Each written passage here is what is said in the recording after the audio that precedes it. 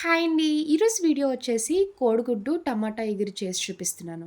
మొదటిసారి చేసేవాళ్ళైనా, బ్యాచిలర్స్‌కైనా 10 నిమిషాల్లోనే కోడిగుడ్లతో ఈ కర్రీ ఈజీగా చేసేసుకోవచ్చండి. టేస్ట్ అయితే చాలా బావుంటది. వేడి వేడి అన్నంలోకైనా, చపాతీలోకైనా బెస్ట్ కాంబినేషన్.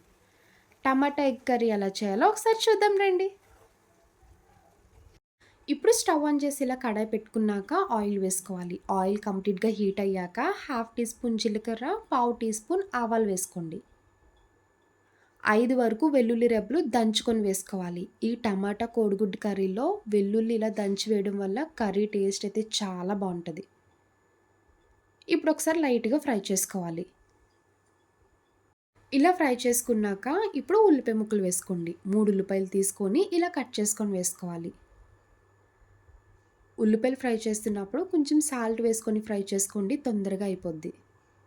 ఈ ఉల్లిపాయలు లైట్ గోల్డెన్ కలర్ వచ్చే వరకు ఫ్రై చేసుకోవాలి. చూసారు కదా! ఉల్లిపాయ ముక్కలు ఇలా ఫ్రై చేసుకోవాలి. ఇప్పుడు టమాటా వేసుకోండి. 2 పెద్ద సైజ్ టమాటాలు తీసుకొని ఇలా కట్ చేసుకొని వేసుకోవాలి. కోడిగుడ్డు టమాటా కర్రీ అంటేనే కొంచెం టమాటా ఎక్కువ వేసుకోవాలండి. అప్పుడే టేస్ట్ బావుంటది. 4 పచ్చిమిరపకాయలు ఇలా కట్ చేసుకొని వేసుకోవాలి.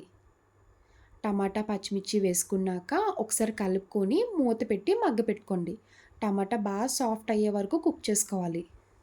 ఇప్పుడు ఒకసారి మూత తీసుకొని కలుపుకోవాలి. ఇందులోనే పసుపు, మీ టేస్ట్‌కి తగ్గ సాల్ట్ వేసుకోండి. మీరు కారం ఎంత తింటారో చూసుకొని కారం వేసుకోవాలి. నేనైతే 1.5 స్పూన్ కారం వేసుకున్నానండి. హాఫ్ టీ స్పూన్ ధనియాల పొడి.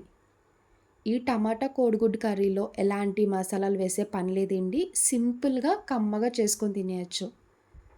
ఈ స్టైల్‌లో ఒక్కసారి కర్రీ చేయండి. నిజంగా అందరికీ నచ్చుతది. మీరే కామెంట్ చేస్తారు చాలా బా వచ్చిందని. ఇప్పుడు మొత్తం కలిసేలాగా ఒకసారి కలుపుకోవాలి. చూడండి వీడియోలో చూపిస్తున్నట్టు టమాటా బాగా సాఫ్ట్‌గా కుక్ అయింది. ఆయిల్ కూడా ఇలా సెపరేట్ అవ్వాలి. ఇలా దగ్గరికి ఫ్రై చేసుకున్నాక ఇప్పుడు బాయిల్డ్ ఎగ్స్ వేసుకోవాలి. మీరు కావాలనుకుంటే స్టార్టింగ్ ఆయిల్‌లో ఫ్రై చేసుకొని ఈ టైంలో వేసుకోవచ్చండి. నేనైతే ఫ్రై చేయలేదు. డైరెక్ట్‌గానే వేస్తున్నాను కాబట్టి ఘాట్లు పెట్టి వేస్తున్నానండి. ఉప్పు, కారం కూడా బా పడతది. ఇప్పుడు ఒకసారి ఫ్రై చేసుకోండి.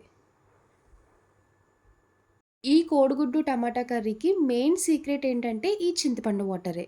చిన్న గోలీ సైజ్ అంత చింతపండు తీసుకొని నానపెట్టుకొని ఇలా వాటర్ కింద వేసుకోవాలి.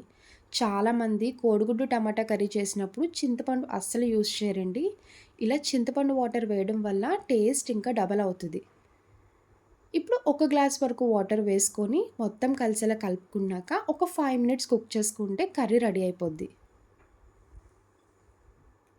చూడండి ఇలా ఆయిల్ సెపరేట్ అయ్యే వరకు దగ్గరికి కుక్ చేసుకున్నాక ఇంకా ఫైనల్‌గా కొత్తిమీర వేసుకొని ఒకసారి కలుపుకున్న వెంటనే స్టవ్ ఆఫ్ చేసుకోండి.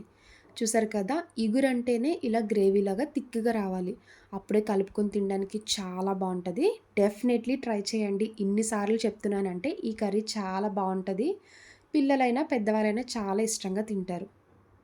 బ్యాచిలర్స్‌కి కూడా చాలా ఈజీ రెసిపీ అండి. అప్పటికప్పుడు ఆకలేసినప్పుడు ఇంట్లో కోడిగుడ్లు బాయిల్ చేసుకొని ఇలా సింపుల్‌గా కర్రీ రెడీ చేసేసుకోవచ్చు. చూసారు కదా ఎగ్ కర్రీ. నా వీడియో మీకు నచ్చితే లైక్ చేసి షేర్ చేయండి. ఫస్ట్ టైమ్ చూసేవాళ్ళు ఎవరైనా అయితే ప్లీజ్ అండి నా ఛానల్ సబ్స్క్రైబ్ చేయండి. బాయ్ అండి.